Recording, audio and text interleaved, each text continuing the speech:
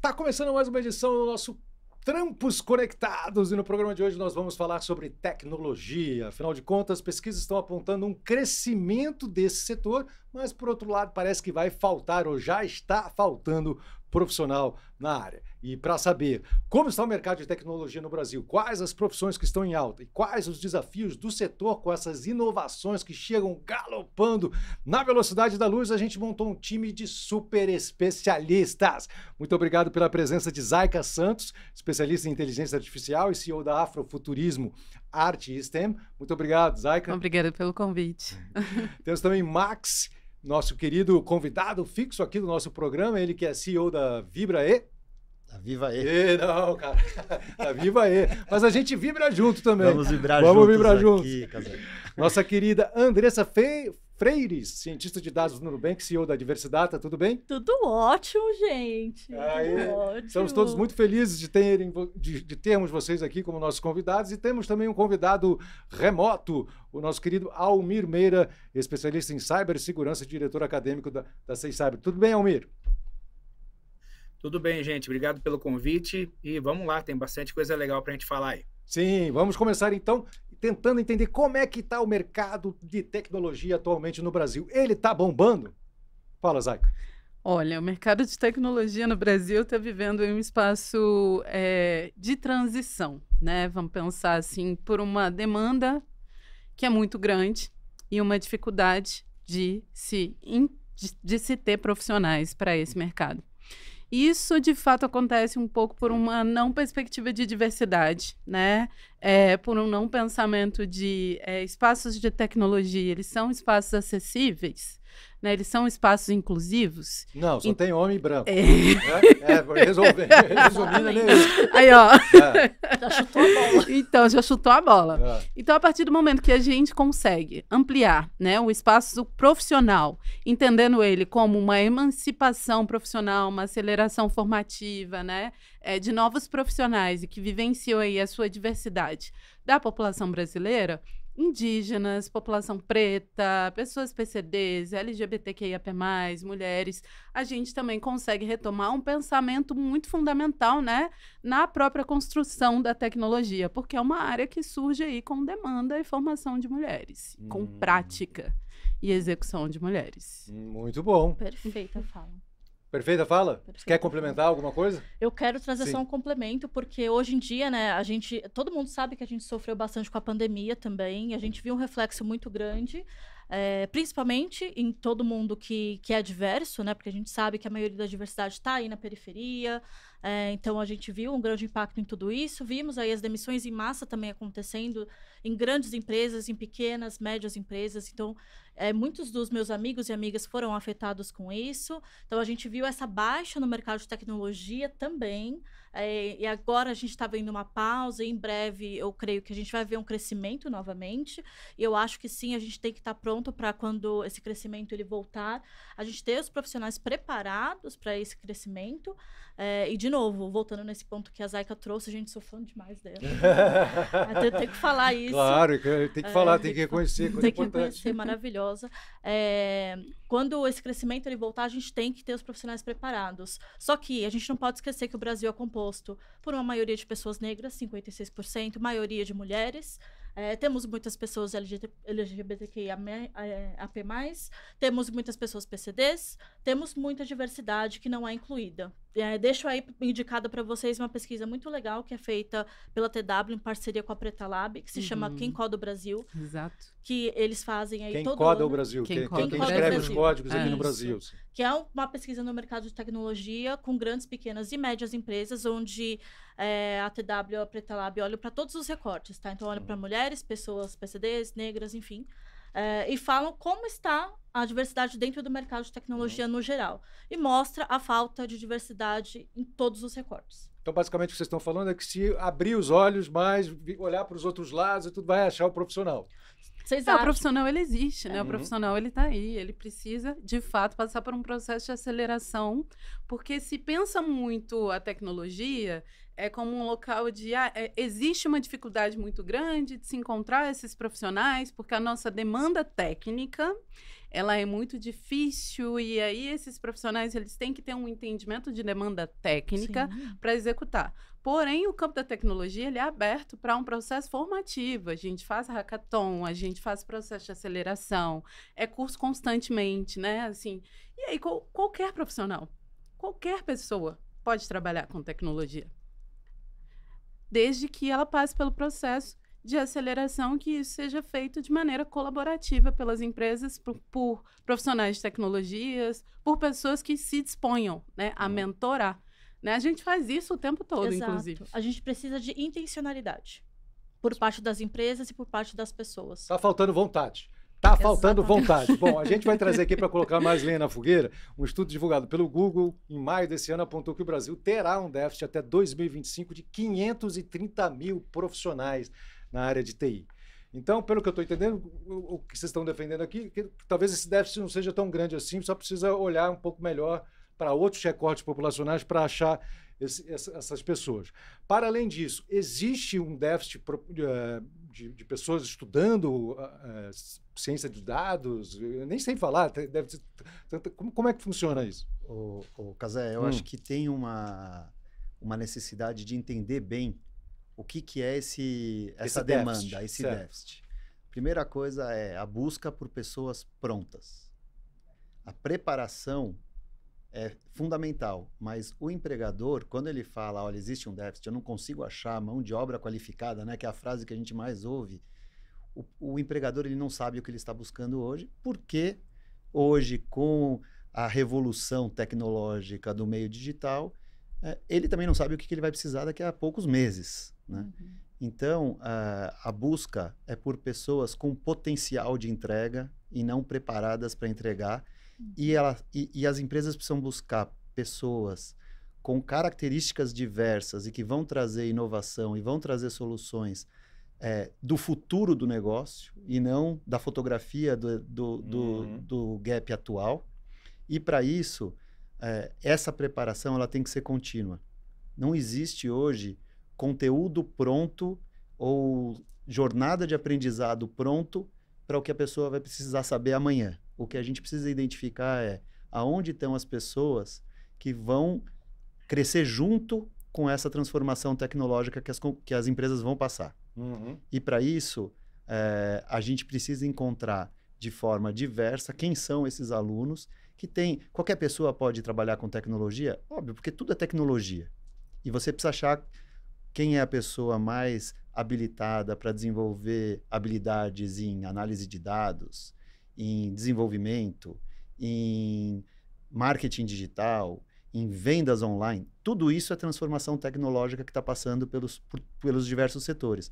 Como que você faz para encontrar potencial e aí assumir a responsabilidade como empregador de desenvolver aquele profissional? E aí sim, é o que vocês estavam falando. Se o setor, em vez de reclamar que vai faltar 500 mil pessoas lá na frente, começa a encher a base aqui e preparar essas pessoas, esse gap não vai existir lá na frente. Esse gap não vai existir. Almir, vamos trazer você aqui para dentro da nossa conversa.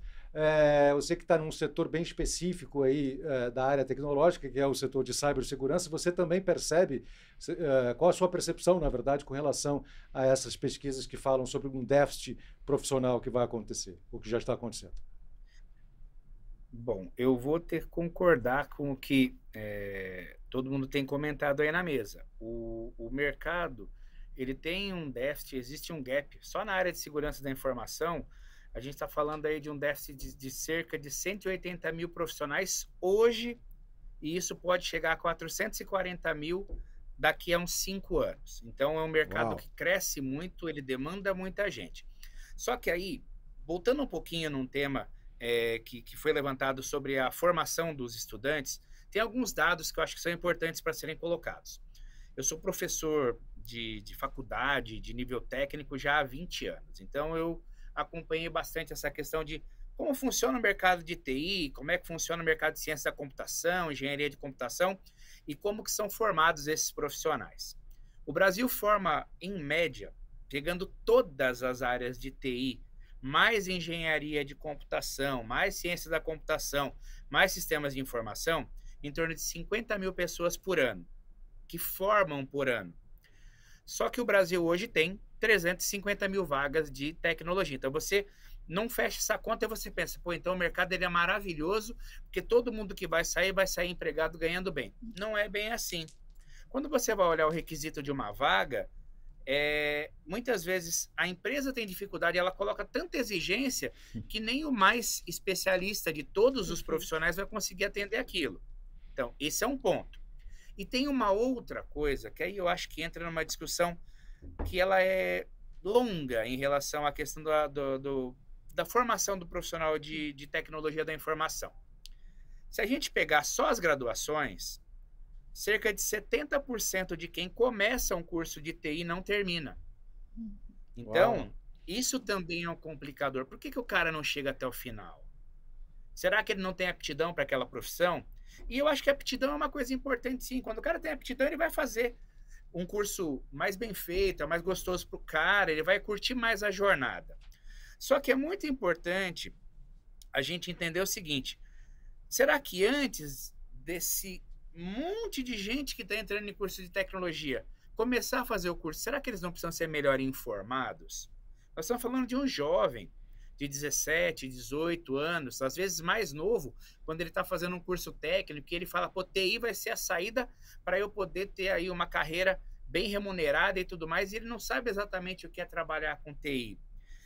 Hoje eu estou... Por isso que a gente está aqui, a gente está aqui justamente para esclarecer para esses jovens, para essas pessoas que querem entrar na TI. Vamos lá. Coisa, só complementando, hoje eu sou diretor acadêmico, mas eu dou aula em pós-graduação, então eu vejo que mesmo numa pós-graduação de uma faculdade renomada, você percebe que muitas vezes você encontra alunos que atuam com tecnologia que têm problemas de formação de base. Uhum.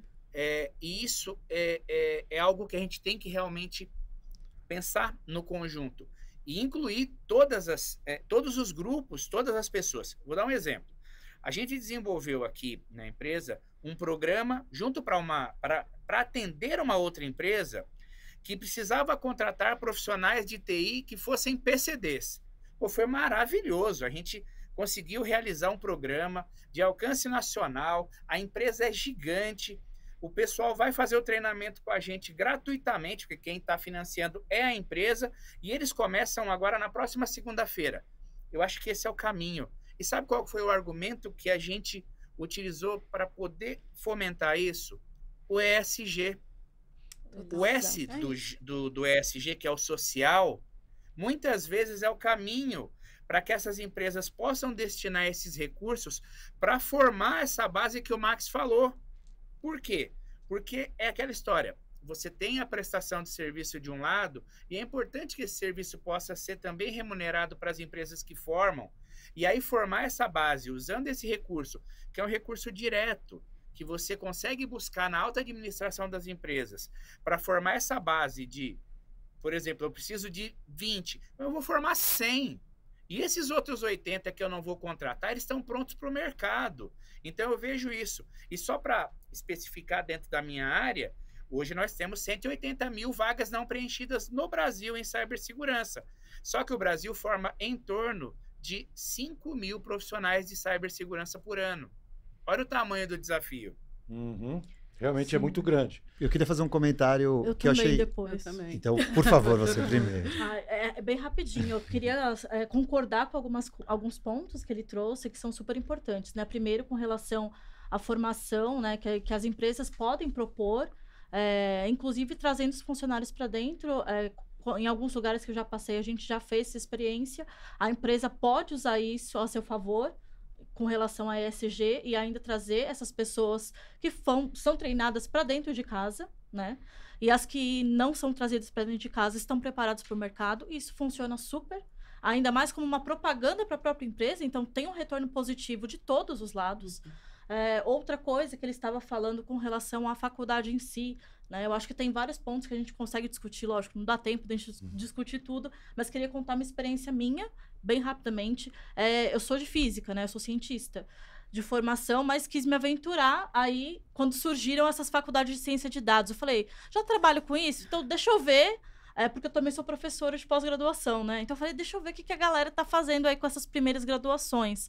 E aí fui eu lá me aventurar para ver como estão os cursos. Completamente desconexos com o mercado de trabalho. Então, os alunos que vão entrar vão bater cabeça com coisas que eles nem vão utilizar no dia a dia. Então, eles vão entrar, vão desistir. Eles vão entrar, vão ser parte, provavelmente, dos 70%. Que ele comentou, porque eles vão ficar desanimados, vão fazer entrevista, vão olhar os requisitos, vão falar, putz, eu tô na faculdade, mas não tô aprendendo nada do que eu tô vendo aqui. Enfim, são vários pontos aí que realmente a gente tem que discutir mais, tem que fomentar mais, tem que estar ali presente do lado dos alunos para... Uma fala do Almir que gerou muitos comentários. Não, eu só vou deixar uma dica para quem está assistindo aqui, acho que tem tudo a ver com a tua experiência.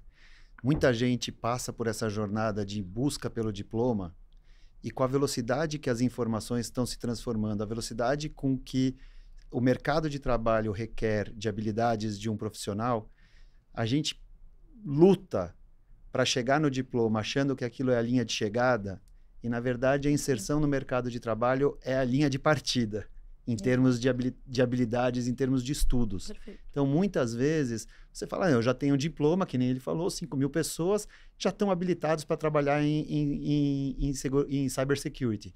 Não é verdade, porque daqui a 6 meses aquele conteúdo que ele aprendeu está obsoleto. Então, a gente precisa muito mais ensinar as pessoas a aprenderem sem parar, pelo resto da sua vida profissional, se quiserem trabalhar com tecnologia, do que achar que o esforço de 3, 4, 5 anos para chegar num diploma é a reta de chegada para o sucesso profissional. Então o caminho só bom uma dica. Poderia ser ter uma formação mais curta para inserir as pessoas mais rapidamente no mercado e ir se desenvolvendo de acordo com as necessidades. Ou aprender habilidades de uma cadeira específica e buscar o diploma num futuro, quando a tua jornada profissional, aquilo que o Almir falou, dá mais informação para o jovem que vai buscar uma carreira, um diploma universitário, tudo bem, mas já tenha trilhado um pouco, as empresas não têm mais essa demanda de você precisa de um diploma para trabalhar. Você precisa trabalhar para pensar qual é o diploma ideal para você. Talvez seja essa inversão de valores que a gente permita que tanta gente de tantos segmentos da sociedade possam entrar e trabalhar com carreiras de tecnologia. E assim, não, só assim, dá para chamar, né? Chama um profissional do mercado para montar uma grade curricular com você. Pensa, né? Chama aí. Mas eu acho que isso também é uma... Deixa eu aproveitar esse ponto, exatamente o que você falou agora. A gente está fazendo exatamente isso nesse momento. Nós somos uma empresa que forma profissionais de cibersegurança para o mercado, mas empresa de curso livre. Só que a gente ajudou a montar já grades de pós-graduação práticas aplicadas com execução de tarefas do mercado para algumas faculdades. Estamos fazendo isso novamente. Então, o que eu aponto como algo importante? Saiba fazer na prática. Saiba os processos. Saiba o que o mercado te pede. Porque o mercado, é claro, ele vai te pedir coisas diferentes daqui a algum tempo.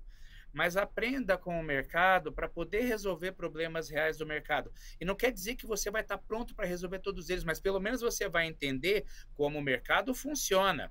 Era o Steve Jobs que falava isso. Ele falava que a engenharia lá nos Estados Unidos ela deveria ser mais curta e mais aplicada à necessidade do mercado.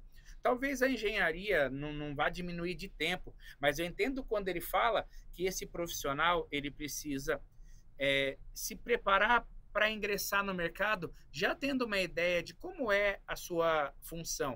O que você vai fazer? Como você opera? Quais são as demandas principais? É claro, tem as específicas que são diferentes, mas as principais são parecidas em grande parte das empresas. Então, aprenda esse básico para que você possa sentar na cadeira e não estranhe esse assento. É importante porque isso faz com que você acelere também a sua evolução no mercado e possa aproveitar as oportunidades. Para um profissional que consegue ter as bases necessárias para atuar no mercado, a sua evolução profissional é mais acelerada, a resposta do mercado para ele é melhor e ele vai trilhar uma carreira mais bem remunerada, com mais satisfação. Não só o dinheiro, mas a satisfação de estar trabalhando com aquilo que ele gosta. Satisfação pessoal, então, uma realização. exatamente isso. Aprenda fazendo, não só pelo diploma. Legal. Agora, pela experiência de vocês no mercado, então, quais são as funções que estão em alta? Quais são as profissões que são mais buscadas pelas empresas? O que deveriam ser? Eu vou só começar primeiro jogando essa responsabilidade toda que a gente estava falando aqui para as empresas, Ok. e para as universidades, Perfeito. e para as instituições educacionais, porque está atrelada à ODS. ESG é ODS, né, que é Objetivos de Desenvolvimento Sustentáveis. Dentre eles, a gente tem a redução de desigualdade. A partir do momento que a gente também sempre vai verbalizar nesse local do que o profissional precisa, isso gera no profissional um local de pressão, de ansiedade. Isso era uma outra pergunta que eu falei, bom, mas se a faculdade ensina errado, se o contratante contrata mal, pô, como é que você vai saber o que você tem que estudar? Isso gera no profissional um local de pressão, de ansiedade. Então, acho que é fundamental a gente partir para esse local também de isso é uma responsabilidade social, isso é uma responsabilidade global. A gente está fazendo aí um pacto, né, social de reduzir desigualdades e de colocar aí esse local de emancipação para o Brasil e para a população brasileira, trabalhando também com tecnologia. É importante também lembrar que o governo brasileiro ele está realizando uma série de formações de minuta em inteligência artificial e novas tecnologias através de da plataforma Gov, né, para que os profissionais eles consigam também se emancipar na forma prática. Mas quais são as áreas? Né? Vou citar algumas. Tá. Ciência de dados, também sou cientista de dados, e o cientista de dados ele não é entendido só como o profissional específico da tecnologia. O cientista de dados ele vai conseguir trabalhar com todos os campos do conhecimento. Por quê? Porque a população em si está gerando uma leva muito grande de dados, uma leva muito grande de informação. E como é que a gente vai conseguir, né, redimensionar isso tudo no futuro? Como é que interpreta isso aqui? Isso que faz o cientista de dados, é a interpretação dos dados, é isso? Um storyteller, ele narra a história dos dados, né? Ele traz uma confabulação narrativa para fazer uma predição de futuro do modelo de negócio de uma empresa. E não vai servir só para o modelo de negócio de uma empresa, né? Vai servir para outras esferas sociais também. Por exemplo, se a gente parar para pensar, durante a pandemia, como que foi catalogado quem vacinou e quem não vacinou, né? Ao mesmo tempo também os dados de mortalidade, né? Enfim, ainda vivo esse luto, por quê? Porque toda vez que eu olho ali para os dados, né, do coronavírus, é muita gente, entendeu? E aí, assim, não é só dado, né? Dado é vida, dados são pessoas, a gente tem esse registro. Sim, é um horror. Eu também perdi familiares, enfim. E aí a gente vai ter nesse processo, né, o designer também, né, o designer UX, ou o X, como alguns chamam, a gente vai ter o designer é aquela pessoa que faz a interface, né? Porque o profissional de dados, ele cria lá toda a máquina, o motor, sim. E aí quem põe a capa, assim, a roupa, é o designer. Sim, não, hoje o designer e o cientista de dados, ele até trabalham muito em conjunto, né? Não há uma diferença muito grande, mas a experiência do usuário está muito atrelada ao designer, de fato, né? Os aplicativos, quando a gente vai utilizar, como eles nos confabulam o interesse de uso também. A gente pode perceber isso até nos bancos, né? Assim, a revolução do sistema financeiro, porque os bancos digitais são muito mais fáceis, muito mais friendly, né, para você usar. Né? Você pega os bancos mais tradicionais, nossa, parece uma planilha de Excel. Já posso comentar um pouquinho. E o setor de cibersegurança, que é fundamental. Sim. Quanto mais profissionais a gente tiver, né? Acho que é isso. Mas é um setor que ele avança numa velocidade absurda, né? Assim, agora a gente tem a coisa da inteligência artificial, a inteligência artificial generativa. Nós que somos leigos não entendemos nada. Qual é a diferença entre uma coisa e outra? Tá, essa parte eu gosto demais. Primeiro que a gente vai ter aqui a inteligência artificial fraca, que são entendidas aí como as inteligências artificiais generativas, e a gente vai ter a inteligência artificial forte, né? Que a gente está falando do sistema de aprendizagem de máquina em sua totalidade. Mas eu acho que é fundamental a gente entender, já retomar a história da internet naquele local, assim, de... Todos nós estamos utilizando, de alguma forma, inteligência artificial já há bastante tempo, né, com essas plataformas digitais. O que, de fato, a gente tem como complexidade, né, é o viés algoritmo, né, na aprendizagem de máquina, que está muito atrelado aí ao sistema de opressão, né? E tem o livro da Safai Umoja, que é Ai, meu Deus. Algoritmos de opressão.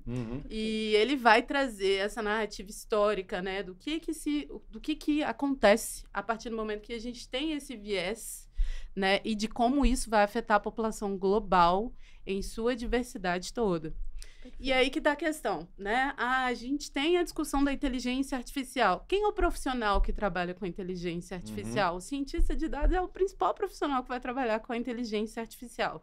O designer de usuário também, sabe? Segurança também. Aí agora a gente tem mais uma nova, que é o engenheiro de prompt. Uau, que é a pessoa que sabe escrever lá e dar o comando melhor para Isso, a escrita criativa. Inteligência artificial, isso, né? e o engenheiro de prompt, ele está muito ligado à ideia da escrita criativa. Então, assim, tem muita correlação com o que a gente já entendia também da evolução da tecnologia. Porque dependendo da maneira como você pergunta para a inteligência artificial, você tem uma resposta diferente, né? Com certeza. Isso tem um impacto, é muito louco isso, né? Então é quase um poeta da inteligência artificial, é um prompt. Qual a melhor maneira de você sintetizar aquela ideia para ter a melhor resposta? Fala, Marcos. Mas se quem está criando esse algoritmo não vem de uma origem diversa, sim, você está criando um viés de algo que a sociedade entende por verdade absoluta. Exato. Porque os meios de comunicação falam de AI ainda com pouco conhecimento, mas com uma importância tão grande, está se falando tanto, que as pessoas começam a tratar a resposta que o ChatGPT te dá como verdade absoluta. E isso é perigosíssimo, porque quem criou aquele algoritmo foi o mesmo homem branco de antes do ChatGPT existir. Então, isso que você está falando da importância de já construir o futuro da AI com uma base diversa e representada em todas as segmentações da nossa sociedade, é fundamental para não criar o mesmo viés lá na frente com a tecnologia. Sim. Isso. Mas esse viés, ele já até existe. Já existe. Né? Já existe. Ele já existe. Mas a gente tem que partir desse lugar. Pode falar. Só para complementar, alguns materiais que a Zaika trouxe, tá? Tem materiais que são muito importantes sobre esse assunto, de vieses dentro de algoritmos. Tem o Coded Bias, que é um documentário importantíssimo da Joy Buolamwini, que é uma pesquisadora do MIT, que está no Netflix aí para todo mundo assistir. Ela recentemente também está lançando o livro dela sobre isso. Ela faz um trabalho social importantíssimo para retirada de vieses. Então, a galera de empresas pode mandar os algoritmos para ela, né, para a empresa dela, e ela faz a revisão para retirada desses vieses. Tem o livro Algoritmos de Destruição em Massa, que também é da Cat O'Neill, uma doutora que já trabalhou no Google, enfim, também é sobre isso. Então, a gente precisa discutir muito esse tema. Então, dentro de empresas grandes, dentro do próprio Nubank, a gente tem uma equipe que fala de ética em IA. Gente, a gente precisa discutir isso. Precisa avançar. Aqui eu vou citar 2 nomes que estão fazendo um trabalho fundamental, que é a Nina da Hora. A gente vai ter o Tarcísio Silva também, e eles estão muito atrelados à discussão da regulação, né, das inteligências artificiais junto com o Senado. Para além disso, um ponto fundamental também, que nós, como população, podemos colaborar com a pesquisa pública que está aberta, né, pela ANDP, que é sobre sandbox de inteligência artificial. Tem 15 respostas. Eita, precisamos colaborar aí, pessoal. Vamos lá, vamos colaborar com essa discussão. E a gente tem até dezembro, até o final de dezembro, para finalizar, para ir lá e dar a sua opinião. Esse sandbox, de fato, né? O sandbox seria uma caixa de areia. Está muito ligado à ideia de gamificação. E aí seriam onde empresas e empresas privadas, poder público, e a população estariam ali fazendo uma análise conjunta de inteligências artificiais, sendo generativas ou não, para poder aí repensar o local da regulação. Porque por mais que a gente tenha aí essa regulação atual, a lei ela vai passar por diversas adaptações, porque a inteligência artificial vai chegar recortada lá na frente. E lembrando que a LGPD, gente, é de 2016, é nova, entendeu? LGPD. Foi por conta disso que você fundou, então, uma empresa de afrofuturismo? Sim, na verdade. Vamos falar um pouco sobre isso? Então, a minha vivência com a tecnologia, ela começa no audiovisual. E eu começo tendo uma relação muito direta com direito autoral, atrelada ali a copyleft, copyright, Creative Commons, né? E aí, depois disso, vou vivendo essa produção toda atrelada à perspectiva de movimentos de especulação de futuro.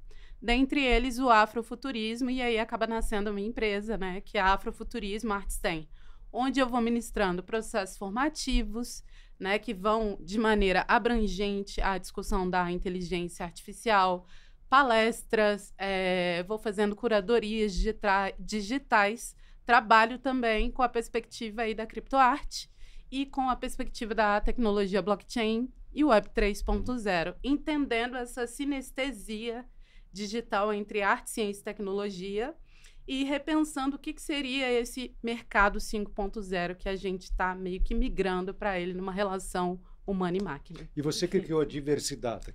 Andressa, conta pra gente um pouco mais sobre esse projeto. Perfeito, vamos lá. Diversidata foi um projeto que eu criei logo após sair do PicPay, porque lá no PicPay comecei a trabalhar muito fortemente com diversidade, trabalhei como líder, fui líder de um grupo com mais de 1.700 pessoas. Que isso? Parabéns, que incrível. Obrigada, foi muito legal. Trabalhei como líder do grupo de pessoas negras, de mulheres, e eu não queria me desvincular daquilo, porque eu não sabia se na outra empresa eu teria essa oportunidade. Então eu falei o seguinte, comecei a dar aula, comecei a dar palestra, contribuir com comunidades, falei, não quero deixar essa peteca morrer. Aí eu resolvi abrir essa empresa, que é uma empresa de impacto social, não tem fins lucrativos, nem nada assim, né? Então, ali eu dou mentorias de carreira, eu ofereço cursos, tudo de modo 100% gratuito para pessoas que fazem parte de grupos de afinidade. Então, para mulheres, pessoas negras, LGBTQIA+, pessoas PCDs dentro do que eu consigo atender, porque ainda no momento tudo é feito de modo remoto, mas é para trazer as pessoas para o mundo de tecnologia e para tornar a tecnologia o mais justa possível, né, gente? Porque a tecnologia, eu parto do princípio de que a tecnologia é feita para servir a todo mundo igualmente. Com certeza. E é difícil pra caramba fazer isso, gente, mas a gente tem que começar. Faz, né? A gente tem que começar. Temos uma chance de mudar aqui. Almir, fala um pouco pra gente, a gente está falando de inteligência de dados, não podemos deixar de falar dos crimes, né, dos golpes, dos crimes cibernéticos e tudo. Qual a importância e o papel do profissional de cibersegurança? E está em alta também? Está em alta e não é de agora, e a tendência é que ele não deixe de estar em alta tão cedo. Só para você ter uma ideia, hoje, a gente se conheceu num evento há poucos dias, né, Casé? Eu apresentei um dado de que hoje uma grande empresa brasileira sofre, em média, 1.493 tentativas de ataque por semana. Então, quantos? Imagina o quanto 1.500 ataques por semana? 1.500 aproximadamente por semana nas grandes empresas. Então, imagina grandes portais, grandes empresas, grandes grupos corporativos, eles são atacados milhares de vezes por dia. Não quer dizer que os ataques sejam bem-sucedidos. Só que aí você vai ter aquele tripé que é necessário para o profissional trabalhar bem, né, de pessoas, processos e tecnologias. O pilar das pessoas é aquele que é o mais sensível. Então, o profissional de segurança, ele tem que ser uma pessoa que tenha condições de atuar e ele vai ter espaço, porque segurança da informação vai sempre ser demandada, porque o crime cibernético, ele de fato é organizado, tá? Organizado, financiado e efetivo muitas vezes. Então, hoje, eu diria que o profissional de segurança da informação e de segurança cibernética, que são complementares, eles são profissionais que vão ter aí, durante muito tempo condições de terem boa penetração no mercado de trabalho. Empresas que antes tinham apenas equipes de TI, hoje elas são obrigadas a terem equipes de segurança, seja por força da lei, seja por uma necessidade de continuidade de negócios. Eu já presenciei situações em que empresas deixaram de existir por conta de ataques cibernéticos. E isso poderia ter sido evitado se tivesse sido feito um investimento em pessoas e algumas tecnologias para que ou esse ataque não acontecesse ou que pelo menos ele não tivesse um impacto tão grande. Então eu vejo que o profissional de segurança hoje, ele é destacado, ele pode ter boas oportunidades, mas a curva de aprendizagem para se formar um bom profissional não é uma curva tão imediata. Não pense que formar um profissional de segurança é algo que vai demorar poucas semanas ou poucos meses. Isso é só a base para que ao longo de alguns anos ele venha adquirindo essa casca necessária, porque a gente fala o seguinte, profissional de segurança da informação com 10 anos de carreira, ele já está com o couro bastante castigado, ele já apanhou bastante lá para poder entender como o mercado funciona. E só um detalhe, uma curiosidade. Hoje, mais cedo, eu estava analisando algumas vagas que surgem para a gente aqui na empresa, porque a gente direciona os alunos para essas vagas, para eles disputarem melhor no mercado. E era uma vaga de uma empresa grande de tecnologia contábil, tá? E dentro dos benefícios, o que me chamou mais a atenção não era nem a questão financeira, mas os benefícios ligados à manutenção da saúde dessa pessoa. Como, por exemplo, eles financiavam ou pagavam consulta em psicólogo, massagista, todo tipo de apoio psicossocial para esse cara. Por quê? Porque ele sofre muita pressão. O profissional de segurança da informação, ele olha para um lado, ele vê o hacker, ele olha para o outro, ele vê a rede dele, ele olha para o outro, ele vê o pessoal de negócios pressionando ele para impedir que esse ataque traga prejuízo. Então ele está no meio de campo. Sabe aquela história? Parece aquela cena lá do Piratas do Caribe, que o barco está sendo atacado, está tudo explodindo e o cara está descendo calmamente a escada para poder passar no meio. É isso que é o profissional de segurança hoje. Ele está no meio desse fogo cruzado e ele precisa manter a sua resiliência, a gente fala que é a sua sanidade, mas se ele se desenvolver bem, ele vai ter uma carreira muito interessante. Por quê? Porque tem muita oportunidade bacana. Então, assim, é uma área que eu recomendo que as pessoas considerem com carinho. Então, quem faz desenvolvimento de sistemas, engenharia de computação, redes de computadores, segurança da informação, considere a área de segurança da informação para trabalhar no seu futuro, porque é uma área que realmente tem boas oportunidades e, assim, você vai ter sempre uma boa história para contar na sua vida também. Isso já é bom. Bom, estamos chegando ao final aqui. Considerações finais. Então, o que podemos esperar para 2024? Tem novas tecnologias disruptivas chegando aí? Pode começar. Olha, eu acho que sim, né? A gente tem... Posso começar eu falando? Vai lá. Olha, rapidinho. Já que bastante tempo dessa conversa foi falado da inteligência artificial, a inteligência artificial está muito integrada já com algumas soluções tecnológicas de segurança da informação. O que acontece? Agora, o segundo passo é tornar isso uma coisa um pouco mais humanizada, semântica. Uhum. Então, hoje, as tecnologias de segurança disruptivas, elas estão analisando o comportamento psicológico do hacker e o comportamento psicológico dos analistas de segurança para que o analista possa pensar mais e o hacker tenha mais trabalho para poder conseguir obter algum tipo de sucesso num ataque cibernético. Então, hoje, a gente já está chegando, que eu diria que numa versão 2.0 da inteligência artificial aplicada à segurança da informação. Então, isso também abre espaço para que profissionais ligados à ciência de dados também participem desse ecossistema de segurança. Eu dou aula numa pós de ciência de dados, só que na cadeira de cibersegurança. Então, veja, numa pós de ciência de dados, cibersegurança já é algo que é importante. Por quê? Porque a gente está lidando com grandes quantidades de dados que podem representar a saúde de milhões de pessoas, que podem representar o agendamento de passagens aéreas, que podem representar a previsão do tempo, entre outras coisas que a ciência de dados analisa. A cibersegurança, ela garante que isso vai continuar funcionando da forma correta e que você vai obter informação no momento em que você precisa. Show. Isso só é possível por causa das tecnologias emergentes. Show de bola. Zaika, você que está pensando novos futuros, novos mundos, sonhando, o que você espera aí para 2024? Então, pensando em novos mundos, novos futuros, primeiro a regulação da inteligência artificial, porque isso vai ser fundamental para a gente como espaço prático, né? Num local de uso tanto de inteligências artificiais que são generativas, como as que não são generativas. Mas pensando também em futuro, eu vou deixar aqui uma dica. Boa. Semana que vem vai ter a Semana de Inovação de Administração Pública, que é lá do ENAP, né? Ela é aberta para qualquer pessoa que queira participar, seja um funcionário público, seja de empresa privada ou não.